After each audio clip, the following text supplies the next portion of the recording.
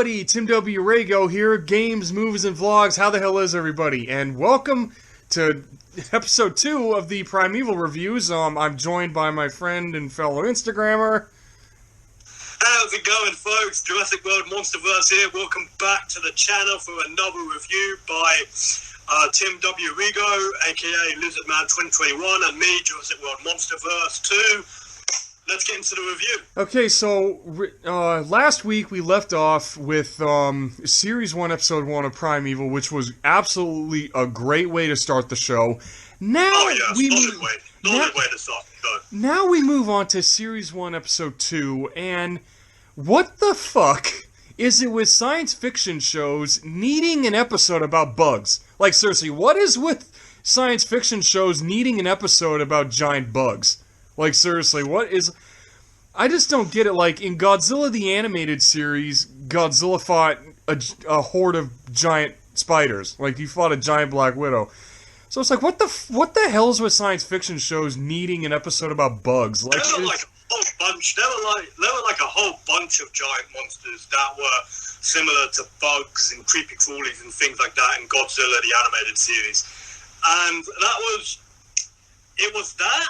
And it was King Kong 2005, you know, in the bug pit with the worms and the... oh, yeah, like they was... Oh, and then there's also the deleted spider pit scene from the original King Kong. Yeah, and that's probably that, and Godzilla the Animated Series, because, you know, there's a lot of giant monsters in that show that have monsters that look like bugs and creepy crawlies and things like that.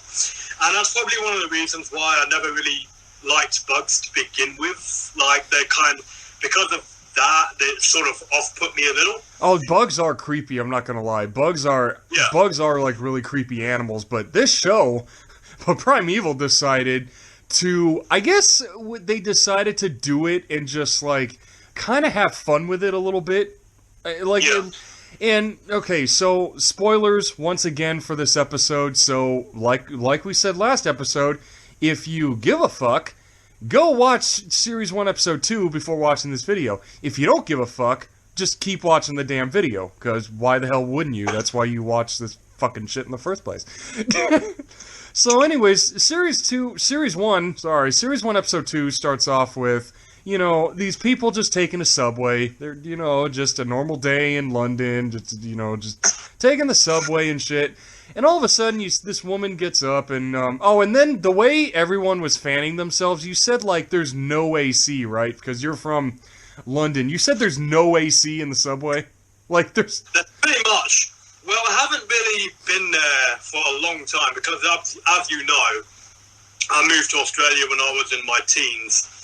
And before then, I used to live in London, well, near London anyway. So I always, as a means of getting around the city at different places, I used the Underground, which, for those of you who don't know, the London Underground is what you call it? The subway. Subway, yeah, thank you. Sorry, subway. It's a subway sort of thing. And it's an everyday useful thing that Londoners use to get around the city if they don't have a car or other means of public transportation, like a cab or something else like that. Yeah, but anyways, so just so crazy, like this random woman just gets up and she sits next to like the one window on this train that apparently had AC in it, because she gets up against the window and she's like, the way she just looked like, oh my god, finally some fucking air. And then all of a sudden, this giant spider just comes out of nowhere behind her. And it's like, you mean to tell me nobody saw this thing? Nobody saw this giant bug, this giant spider creep onto this train. Nobody saw this? Nobody saw this thing come on this train. Well. Like, that's the thing for me as well. You'd be like, if you saw an arachnid that big, it would be rather noticeable. You know? Exactly, and I have a little issue with them with the arachnids, because they say these things are prehistoric, but why do they have pincers? Spiders don't have pincers. Actually, there's a reason for that, because, you know, a little spoiler alert for this. It's in the episode, so it's got nothing to do with the other episodes. It's just about this episode. So a little spoiler. So yeah, before the team go in, before Nick, Abby, and Stephen go in, you know when Captain Ryan was saying the color, like they were like spiders but with pincers, and they were over a meter long. Yeah. And then Stephen basically said, you know, they're probably scorpions. Yeah. Which is kind of... they could be. I mean, I don't really know. I mean, it is kind of interesting. I mean, they're spiders with pincers. I mean, I'm not going to lie. The design is actually pretty interesting. It is actually a little creative to, you know, give arachnids like a nice little creative touch instead of making them just like a normal spider. Yeah. But at the same time, it's the fact that they're prehistoric spiders. I really would have wished they would have just used mesotheliae from Walking with Monsters again. Like, if they would have just made an oversized mesotheliae, that I would have been completely fine with. I would have been more fine with that, to be perfectly honest. If they were here in Australia, I would move country. Like, to hell with that. Fuck that. Dude, I think if anybody encountered a giant-ass spider in their neighborhood, they'd move. I mean, that's a no-brainer. But this episode actually kind of, well, we'll get to that, but it kind of contradicts itself a little bit.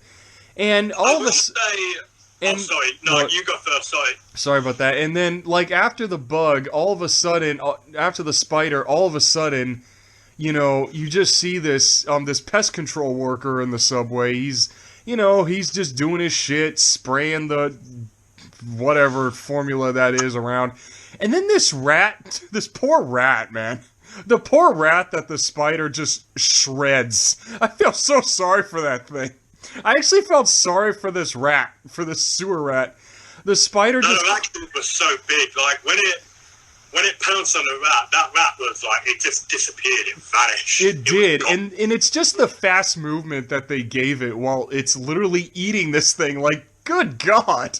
Like, I felt sorry for that thing. I legitimately felt sorry for a common sewer rat in that one little moment. Like, that poor little thing, all he was doing was finding something to eat. He didn't want to die this morning. If he was gonna die, it would have been like a week. It happens in the natural world every day, though, so... I know, but in that one instance, they really made it like, that poor little thing. In that one itty-bitty little instance. But I just love, like, how... Like, then after that, we cut to Connor, who's, like, just doing normal teen guy shit. He's talking to, like, two of his buddies. We're introduced to Tom, and I can't remember, Duncan. We're introduced to them, who are, like, the epitome of, like, the nerdy fanboys. Like, the way they were treating Connor, they were, like, they were saying... When Connor was telling them about the anomalies and seeing the Gorgonopsid face to face, and he was saying that, Tom was like, "Oh, looks like someone's been playing the PlayStation too much," and it was kind of like, that's overly cliche as shit. It's like one. Those two, they're sort of like the comic relief for. They kind of are, actually. I'm not gonna lie, but I do love them. They're also because, of their shenanigans in this show, in this series, I could say. And they're pretty much like the Dumb and Dumber of Primeval, if you know what I mean. They are, I'm not gonna lie. I think Tom is like Jim Carrey, and then Duncan's like the other guy that was with Jim Carrey in that movie. But I just love the fact, though, that, I love the dialogue between them when Connor says he swears on the Star Wars Empire Strikes Back poster signed by, he says Luke Skywalker, but it's Mark Hamill. It would have been awesome if he would have said if he actually would have said the guy's name. If he would have said it was Mark Hamill. And then there's like another dude that apparently signed it, and then Tom and Duncan are like, "Oh no, dude, that's provoking a sacred relic." I'm sorry, but as a nerd, I can agree with that. Like, you don't swear on a freaking...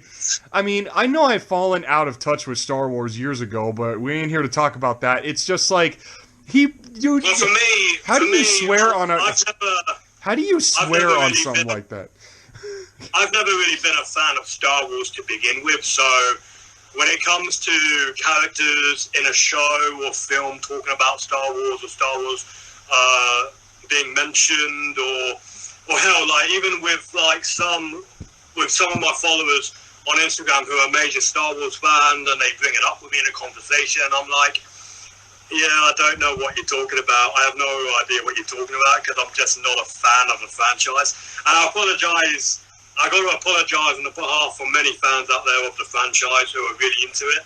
But I just don't like it. I just don't like Star Wars. Yeah, I just love the fact that Connor, like, he swears on a signed poster. I mean, you know, that is, as a huge science fiction nerd, that is like, dude, why would you do that? I'd be like Tom, like, dude, why would you swear on an iconic poster? Like, dude, seriously, that would be like somebody swearing on, like, having a Godzilla 1954 poster signed by Akira Takarada or Akira Ifukube or some shit, you know what I mean?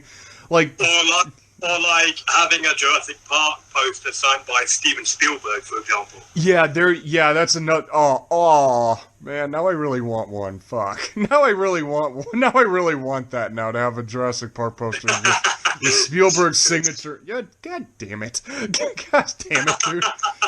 No, but it's just like, you talk about the Dumb and Dumber thing with Tom and Duncan. I love how after Connor walks out of that conversation, they both look at each other like, are you thinking what I'm thinking? Like, they both have this sort of cartoony look to while they're looking. And then all of a sudden we cut to, like, Abby, who had kept Rex because Rex somehow came back through the anomaly when no one was looking. So she ended up keeping him as a pet, and I will admit, what do they call apartments in a flat, right? That's what they call it. Her flat. I know, folks, I'm not British, but I'm just learning British terms watching this show. I'm trying to learn the terminology here. But I will say, her flat, dude, who wouldn't want to live there? I mean, seriously, who would not want, like, who wouldn't want to live in Abby's apartment, like Abby's flat? Sorry, but I'm still looking for a place like that to call my own for a little while until I can find like a proper place. Because like that flat is like, it's so cool. I wouldn't move, dude. I just live there. I wouldn't even move. I would not move. I wouldn't even move, dude. If it was me, I swear I would say like, nope, this is my place. Nope, I ain't moving. No, this is my proper home.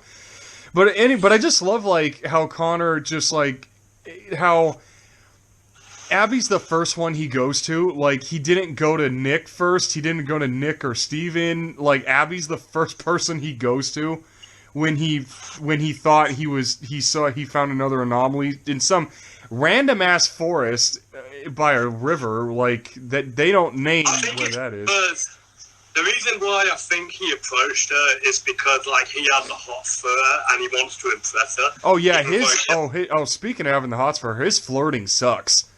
I'm not gonna lie. And I said that in my review on Instagram. I said with Connor, like, he comes out as one of the best characters in this episode because we elaborate him on his awful flirting. They do. He really, like, and what's so funny is I love how when Abby admits to him that she has a crush on Steven, I love how Connor basically says, actually, you know, I've never seen him with a woman. You may not like him, you know, he's probably gay. And I love how he says that to her, and it's just like, can you imagine how... That's one of the worst things you can possibly say to a girl imaginable. But can you imagine how many takes it probably took for those two to stop laughing? Because it's like, that is such a funny moment, but they take it seriously. That's the one good thing. Especially imagine it would have been harder because in real life, those two, Hannah Spirit and Andrew Lee Potts, they were an actually engaged couple back in the day. They're not together anymore, but when from Primeval Series 1 all the way to Primeval Series 5, they were an actual couple. They were together. So doing that scene together, I imagine it must have taken a lot of laughs and a lot of takes. I'm pretty sure, and also, I'm pretty sure that, like, the way Andrew Potts plays when he says the gay thing, He's probably thinking, like, wait a minute, why, you're engaged to me, why the fuck you thinking about some other dude? Like, he tried, like, it looked like he was really trying not to lose this relationship. Yeah. It really looked like he was trying, but, and then comes the prank scene by Tom and Duncan, getting a fake Allosaur on wheels. With some sort of theropod. We don't really know if it's an Allosaur or not. I just call it. I honestly just, to me it was, because the thing had the. I mean, I know a lot of carnivorous dinosaurs had 3 fingers, but it just had this basic carnivorous dinosaur look to it, and Allosaur's like the first one that I honestly think of when I see that. But I just love how the way they played it off. Like, you think that Abby and Connor are in danger, and this big predator's walking through the trees, and all of a sudden it's just this giant pinata looking thing on wheels. And then you just see Was it on wheels? Was it on wheels? It was. It took me a little bit to look at it, but it was on wheels. They were pushing it ever so slowly, and then it fell over. And then it fell over, and then you just see like Tom and Duncan just laughing their ass off, like they're just and sitting. Tom goes, careful it bites. Careful it bites, yeah. But what's so weird is, where'd the cop car come from? Like, all of a sudden this random police car just shows up right after the freaking thing. Oh yeah, that's a good question. Who called the police? That's what I'm wondering, like, who called the cops? Like, the thing about Primeval is that there are moments where you're just like, where did that come from? When did that happen? Like, and well, you've got to remember, like, when it comes to sci-fi shows, and especially sci-fi shows, and we've talked about this a lot, we've mentioned this a lot, like, when it comes to shows like this, when you've binge watching them, and all of a sudden, this inexplicable, I don't know, but you know the word I'm trying to say, so we'll go with that. And, like, this random thing just appears out of nowhere. And you're like, you really have to shut your brain off and just take it in for what it is. Yeah, you're right, you do, because I'm just sitting there like, who did call the cops on these guys? Like, did somebody see them rolling this dinosaur into the woods, and they thought, like, maybe they're like, oh, these guys, it's some, like, illegal drinking shit going on? Like, just this random police car just shows up, and then Nick and Steven were called out to... And Cutter basically kicks out Connor, which was which was actually a little sad. I'm not gonna lie, it was a little sad. It was really sad. And then we cut back to the frickin' underground. Then we cut back to the underground where the pest control. And then once again, you heard me not like this character in the last episode, fucking Lester. Oh my god. Like, seriously, I just love, like, the minute he shows up, there's already another banter between him and Nick, going like there's probably a rational explanation for this. Frickin' Nick. Oh yeah, I'd love to hear it. Like, seriously, what rational explanation can you say for, oh yeah, a pest control worker just got killed, just got a lethal dose of venom in his bloodstream from working in the underground. Yeah, but it's just like, excuse me, what rational explanation can you come up for that? Like, dude, what? My God, Lester, you're such an asshole. Oh my God! He is in this season. He really, and I just love the fact that he just says, like, oh, and what do you expect me to tell the mayor? Excuse me, sir, can you just shut down the underground because we have a rogue creepy Crowley on the loose somewhere? I don't know why, like, dude. He's got a point. I mean, like, if you called up the mayor of London to discuss that and negotiate that. What would you think the person on the other line would think? It's like on a phone call, like I'd be like, fucking hell, this person, what the hell has he been smoking? Yeah, that's, so basically you mean Lester's like the part of the show that's like the logic in what's happening? Yeah. But it's really more of Claudia's job to come up with the cover stories for what happened, so people don't, get all freaked out and there's a outcry and things like that. Oh, I love how they kind of played on that in this episode. Like, there's a scene where Claudia visits Nick while Nick is going over Helen's, like, all of her research. And all of a sudden, you know, he just like, so what's the plan? What plan? Well, we can start by telling everyone the truth. No? like just that one itty-bitty little bit. And you know what's funny? I love how the British, English, I should say, really, how they say, like, an argument is called a row. I think, like, that's more, like, a row. No, it's called a row. Sorry. Yeah. I just think it's, like, a more polite way of saying a fight or an argument. I don't know why. I just kind of think that's a nicer way to... It's a nicer way to put it. It's, like, such a nicer way to put things. And it's so weird how... when it comes to seeing how all these characters interact, and they just seem so casual about it. Like, I just love how casual they play everything off. Like, speaking of which, like, with Claudia, I think she comes off as one of the better characters in this episode as well. Yeah, because in your review for Instagram, you said that this episode was more like filler. I respectfully disagree with that, because there is a lot of...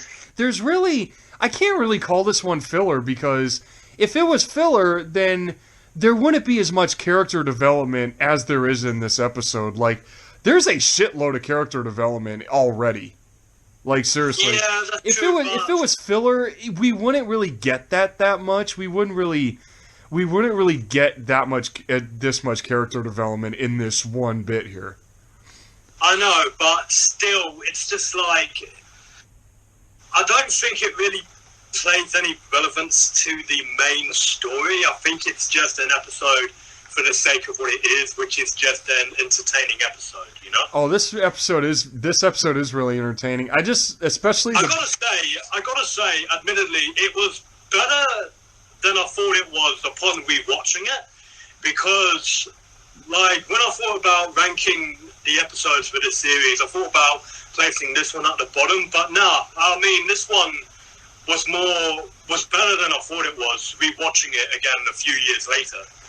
And one other thing, though, that is kind of interesting is where is it me, or I mean, Framestore once again did the CG for this, but is it me, or was the CGI on the spiders, did it feel a little weird, like it was like episode 1 CG was better than this?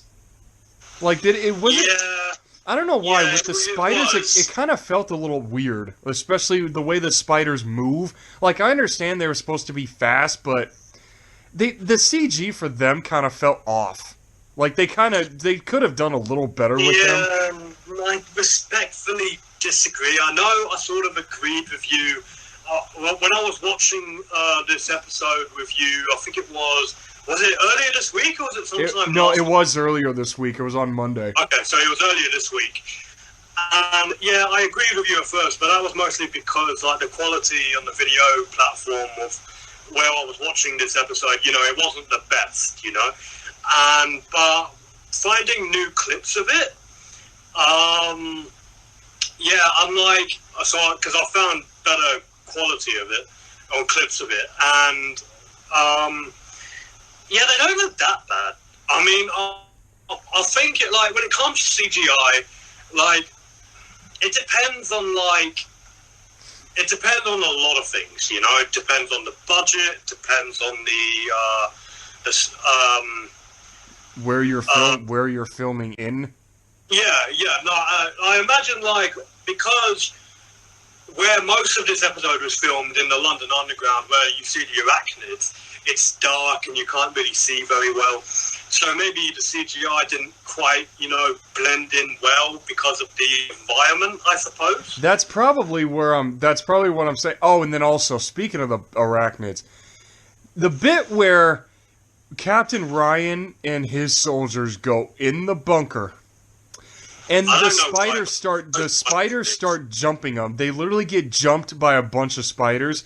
I am literally sitting there wondering, why they wouldn't have shot their guns or their firearms earlier, because it's like, dude, you are walking in there with loaded AR-15s and loaded G36s. Dude, they could have shot a couple of the damn things. Like, good Christ.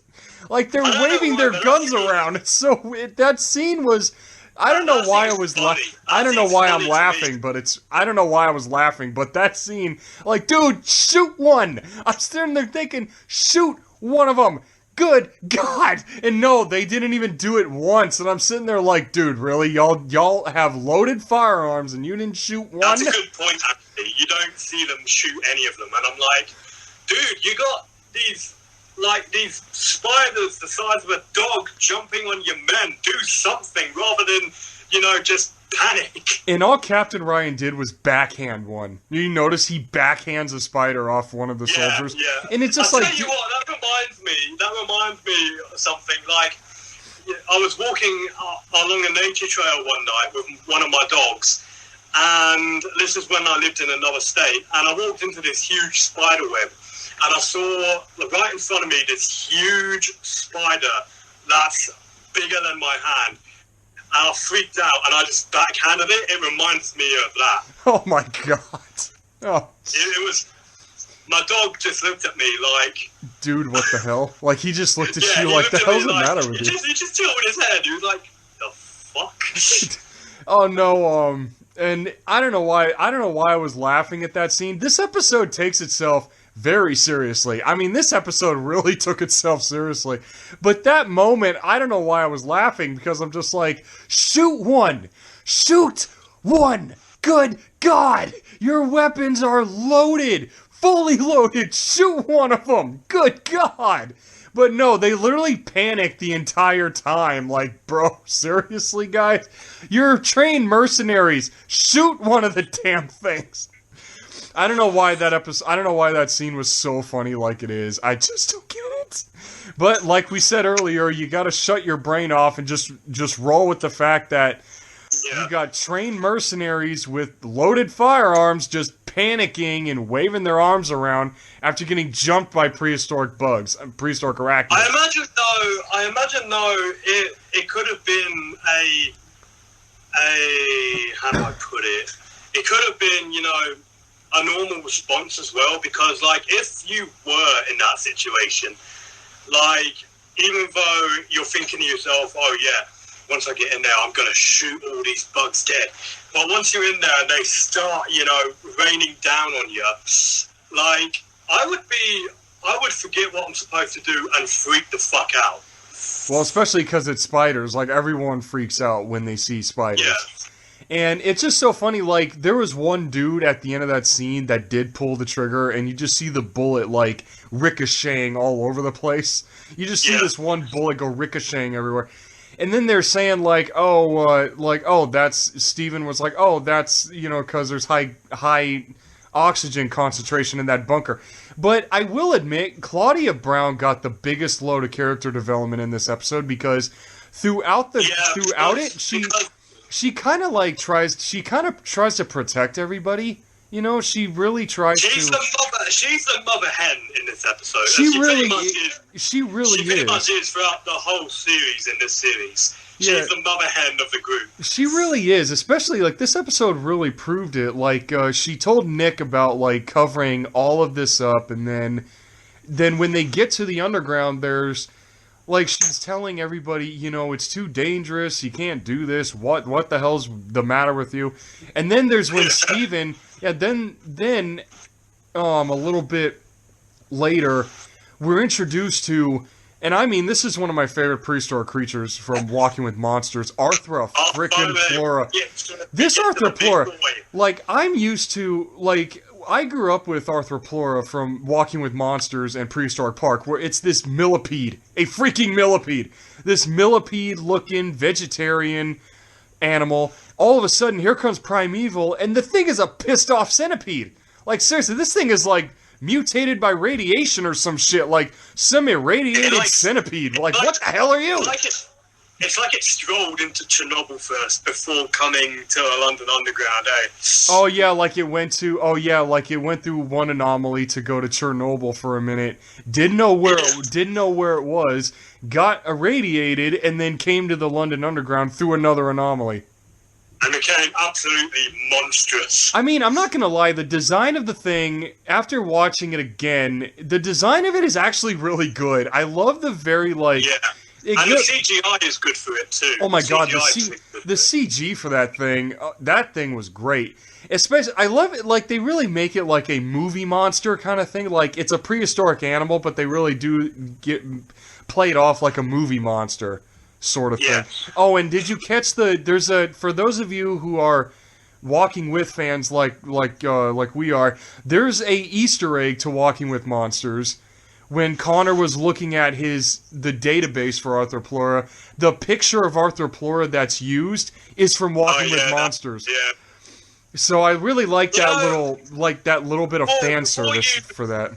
Before you say anything else, I just want to say, and this is something you might, disagree with me on, but because you know how we've talked about how Primeval and the Walking With series are made by the same company. They are, yeah. I just think I've always thought, how awesome would it have been if the prehistoric animals that you see in the Walking With series, which are the same species that you see in Primeval but are different designs, wouldn't it be awesome if the exact same prehistoric species from both shows made an appearance in Primeval?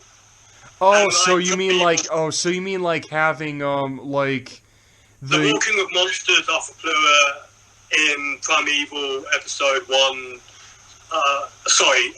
2, series 1. My bad. I was getting tongue-tied. I know, same when it comes to saying like season episode. Oh, so you're basically like saying that have the Walking With Monsters Arthropleura like show up next to this big ass thing? No, not that at all. I mean, like replace. Replace the model, like basically take the creatures from Primeval and do like Walking With Monsters version of it.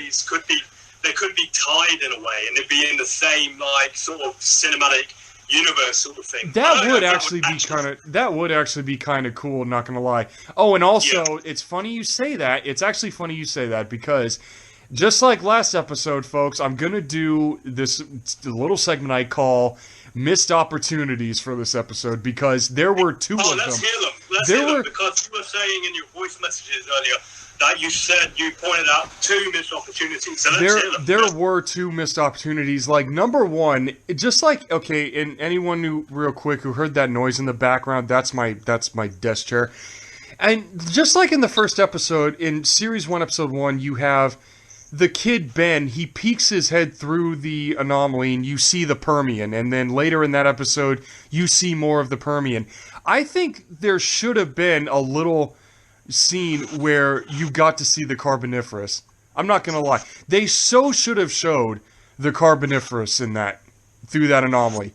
They should have went through the anomaly and we could have seen the heavy, swampy Carboniferous forest.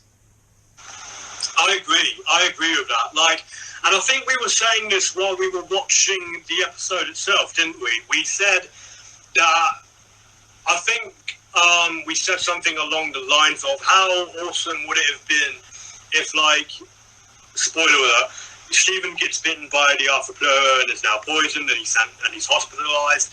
So I think it would have worked a little better if they found out the Arthropleura went back through the anomaly and then the team try and track down the Arthropleura or a different Arthropleura to get the venom so they can heal Stephen and make him better. Yeah, that actually would have been, I mean, don't get me wrong, that actually would have been cool. And then the second missed opportunity that I really, really wish they did this, and it's about how the Arthropleura dies. Like, don't get me wrong, I love the little action scene that they have, with Connor fighting it with a chair, which I think was kind of funny. And then you have the Arthropleura. It was a chair, yeah. It was a little like desk chair kind of thing. He picked it up and started swinging it at it. And then, yeah, I remember. Yep. And then Captain Ryan shoots at it, and the thing pulls a Matrix by dodging bullets. Like, what the hell was that? Like, it's moving its head around and dodging the bullets. Like, what are you, from the Matrix? What the hell, man? I think you know why? You know what? I just thought of this. I think the reason why the arthropluera does that is because because of the fact that Tom mentions one of the Matrix movies. He mentions Matrix Revolutions, and I think the arthropluera does that as more of a Matrix reference because Matrix got mentioned. So the arthropluera does a bullet dodging thing, which is from the Matrix. So I think that's kind of why they did that. I know I've already said this. Like, when it comes to sci-fi films and TV shows, you need to shut your brain off. Yeah. But I just think it was kind of cool. I think it was cool though that it's like, Matrix gets mentioned, and then there's like a little thing where the monster dodges bullets. That arthropluera was more than just a regular arthropluera. It knew how to dodge bullets. It looked like it went for a stroll through Chernobyl, then proceeded to go for another anomaly into the London Underground. Like, what is this thing? That's what I was thinking too. But I just love after it chases Cutter for a little bit, like the little chase scene that it had. Like, I love how Cutter was basically telling Abby and Steven to go away and distracting it. But as soon as the arthropluera looks at him, you see the look on Cutter's face. He's like, he immediately regretted doing that. He's like, damn. Like, you can see the look on his face. I love Nick Cutter's damn, or damn it. Damn it, yeah. Oh, it's he just does it so well. He's good. Really like we said in episode 1, dude, his acting is fucking good. Like, Douglas Henshaw's acting in this show is peak. He's at his best when he does this. But then also, when Steven gets bit, and then they said that, that it was the centipede that's the killer, the episode really contradicts itself because at the beginning, the pest control worker gets killed after the spider bites him. So why are they saying that the arthropluera was the killer? Like, that doesn't make any sense. Like, that part kind of confused me. If you look at because in the scene where Captain Ryan and his men go into the tunnel and they're pounced on by a bunch of spiders. One of them did actually get bitten by one of the spiders. They did, yeah. He did. And when you look at when you compare the bite mark between the spiders and the arthropluera, they're very different. Well, true, but the pest control guy got jumped by a spider, though. Like, clearly gets jumped by a spider. Yeah, it's a rather contradicting moment. That is. Oh, and I know you hate this, but they use the Wilhelm scream twice in this episode. They use the annoying, like, the pest control worker. Did he? He did. That was the Wilhelm scream he used. And then there's another one that comes over the walkie-talkie while everyone was getting jumped by the spiders. That's true, yeah. That's true. And then also, when it comes to, like, like I was saying a little bit ago, I love the ending with the little action scene that the arthropluera got. But for some reason, I literally think that, they had the screenshot from Walking with Monsters on Connor's database, which is awesome as hell that he did all that.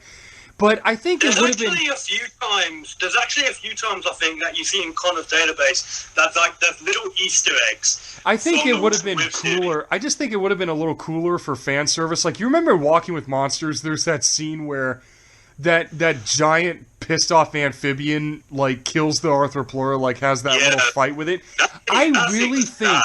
I think the second missed opportunity here was they could have literally had a scene where a giant amphibian, like, comes out of nowhere and fights the arthropluera, kills it, and then drags it back through the anomaly.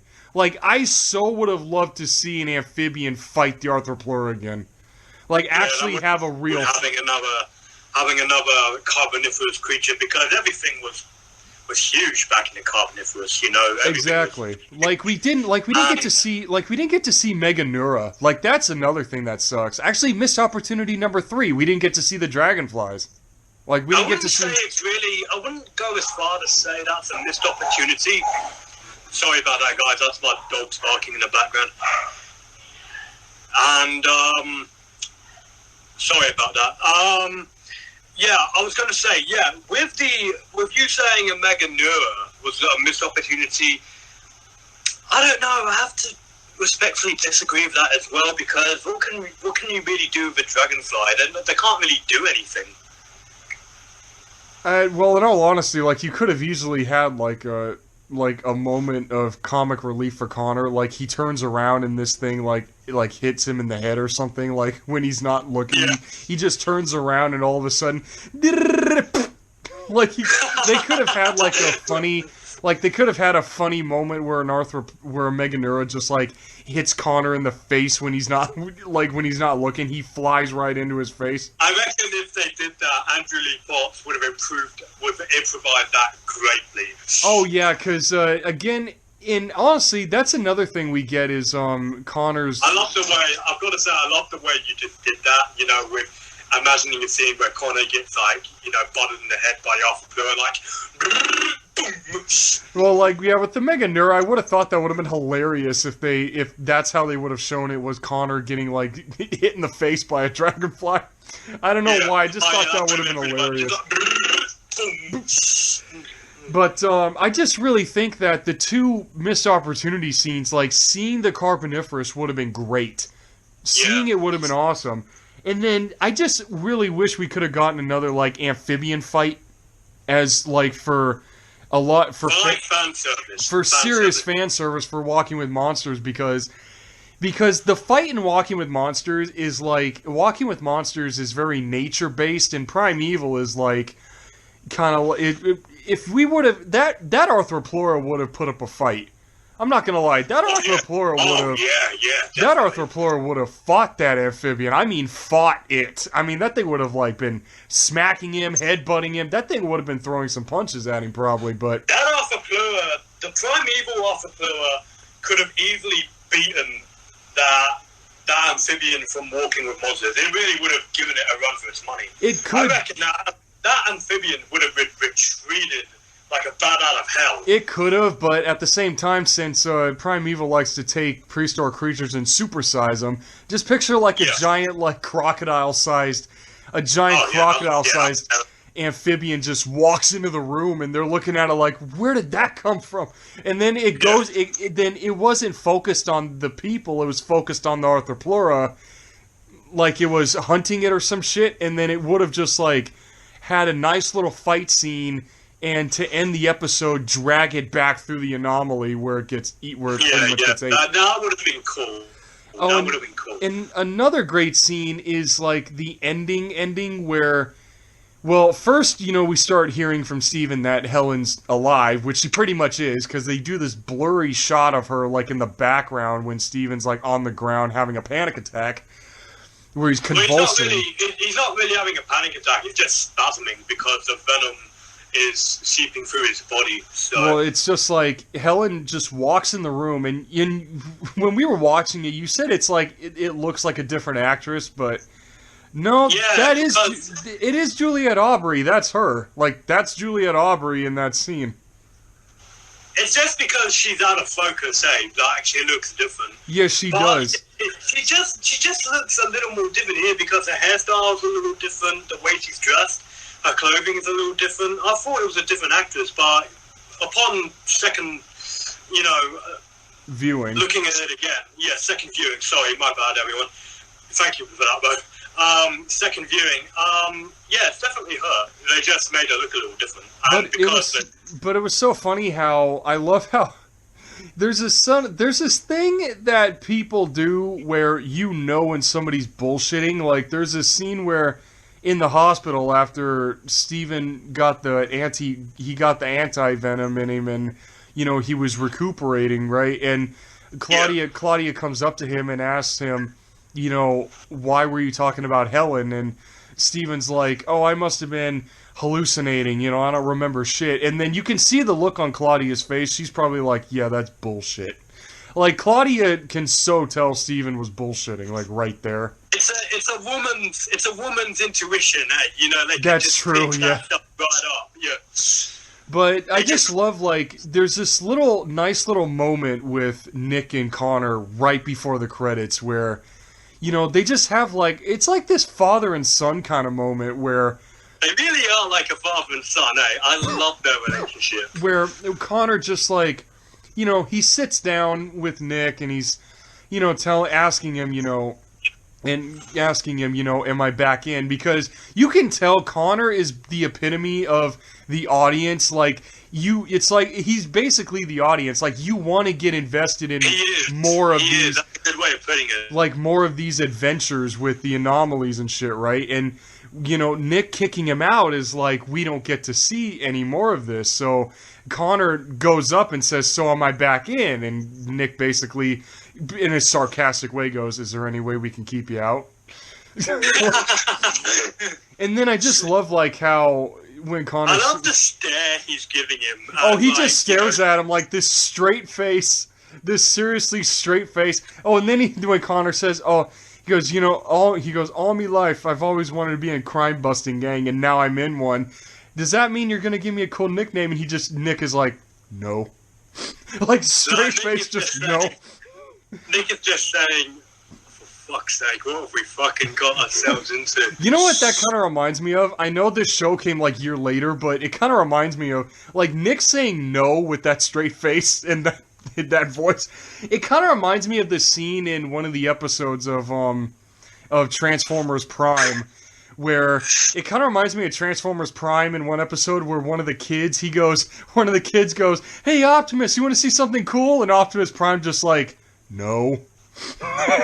It kind of reminds me of that for some odd reason. Even though I'm not a Transformers fan, I've got to look that scene up now. Oh, it's literally, you just see one of the kids go like, hey Optimus, you want to see something cool? And Optimus Prime is just like, no. So that one little bit just kind of reminded me of that for a hot minute, and I don't know, it's just that little scene with them is definitely, even Douglas Henshaw himself said in an interview after, well, we're not going to get into that yet, but in an interview, he said that it was like a father-son relationship that he and Connor have in the show here. And if you notice, Cutter really treats him like one. He really treats him He does. He really treats him like it's his son. But what's so crazy is, you know, it's kind of weird with seeing the anomaly. I just love how when you're, I don't know, the design is so, like, it's so perplexing. Like I said in the first episode, it's a miniature... That's a good way of putting it. That's a really good way of describing it, perplexing. I like that. It is, it's a miniature sun with floating glass around it. Like, seriously, It makes me wonder, whoever designed that thing, any of the concept artists who said, how are we going to do the look of this? He's a genius. Oh my god, it looks cool the way, like, can you just imagine if that just randomly opens up and you just put your hand in it and all of a sudden your hand's like in another place? Yeah. Yes, I'm sorry. I gotta make this joke. I gotta make the joke from Doom. I gotta make a Doom joke here. There's like this scene in Doom where they were talking about the time portal, how people get transported, and there's one of the characters, and I'm talking about the Doom movie from 2005. For those of you people who are wondering why I'm bringing up Doom. There's this character that has wheels for legs, like his bottom half was missing, and this whole scientific way he explains what happened to him, and one of the characters goes, he means his head went in one galaxy and his ass went in another. So it just makes me wonder, like, when you step through an anomaly, is that what happens? Like, your head goes in one time period, but your ass is somewhere else. I don't know why, like, there's so many little references that you can make with this show. Like, this show references a lot. Oh, and then it references horror movies, apparently. Like, it makes fun of the cliche of, like, walking through the woods. And when Connor was flirting with Abby, and he's like, you know, you can hold my hand if you get scared. And she's like, and how is that supposed to make me feel better? Oh, yeah, and there's this other quote from Connor that I really like, where they're sitting down, at the tree. They're sitting down at this near a tree trunk, and they're just facing towards the lake. And Connor says, "We should huddle together for warmth." Oh my god! And then the look Abby gives him was like, "What the fuck?" I know. Like, you little perv, like, you creepy little pervert. Like, you can tell she probably wanted to slap him. I felt like she wanted to slap the shit out of him. Flirting skills, eh? Oh my god, yeah, like, the way he was. And it's so funny, like, you said they were in a relationship, but it's so funny how in the show you never think that. You would never think they're in a relationship because Connor just sucks at flirting that much. Like, he's so bad at this. He's so bad at it. It's got to make you wonder, though. Like, before they were engaged and before they became an actual couple, I wonder if Andrew Lee Potts flirting in real life is that bad and it somehow swooned Hannah Spirit. Hannah Spirit, yeah. Oh my god. Somehow. Oh, that would be hilarious. That would be so funny if that actually. Actually, it's funny you say that because I actually did myself. This is a little personal story for all you guys. I actually did a bit of bad flirting to when I first met my ex-girlfriend in the state of Texas. The way I introduced myself, I was trying to reference All Dogs Go to Heaven because in All Dogs Go to Heaven 2... Oh my god. In All Dogs Go to Heaven 2, there's a scene where Charlie Barkin introduces himself. He says his last name, and then he says his first and last name. So I said that to my ex when she asked me what my name was, and she comes and she texts me back and she says, "My name is Bond, James Bond." And I'm like, that's not what I was referencing, but okay. That's not what I was trying to reference. But oh, friggin' okay. Yeah, so when it comes to bad flirting, like, I can smidge relate to that shit. Cause I did bad flirting without even trying. I was trying to sound smooth, but then when she texted me the James Bond quote, I'm like, oh, come the fuck on. I literally was sitting there like, oh, fuck off. Alright, is that it for this episode? Yeah, that's about everything I gotta say. So I would honestly rate this I would rate this episode a straight up 5 out of 5 because the creature designs were actually good. The Arthroplora is like the best looking creature in this show, in this episode. The Arthroplora was definitely the best one, and it just takes itself really seriously. All the character development and the way the creatures play. No, I'd probably give this like a 4.5 out of 5. I'd give this like a 4.5. I agree with you with most of it, with the creature designs and CGI and the character development for especially for Claudia Brown. But yeah, I just see this as a filler episode. So I'm gonna give this 3.5 out of 5. You gave it a 3.5? All right, well, man, we've been talking for like almost 53 minutes about this frickin' thing, so... That's almost as long as the first one. Well, the first one was 50... Yeah, good point. 57 minutes? About, yeah.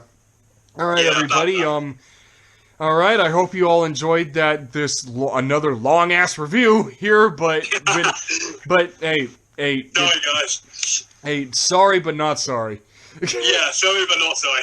Alright, what was we're it? We're nerds. Please, you're gonna have to get used to this. Exactly, so please be sure to like, share, and consider subscribing, as well as follow Jurassic World Monsterverse 2 on Instagram, and Lizardman, and me on Instagram, Lizardman2021. The link to his Instagram, my boy's Instagram, will be in the description below, like the last one. So yeah, And I just want to say, make sure you guys subscribe to my bro's channel, follow his Instagram, and if you want to follow me, I don't really mind, you do what you want, but make sure you definitely follow my bro on his Instagram and YouTube channel. Do that. Alright, this is Tim W. Rago. Jurassic World Monsterverse. And we'll say peace out, everybody, and see you all in the next review.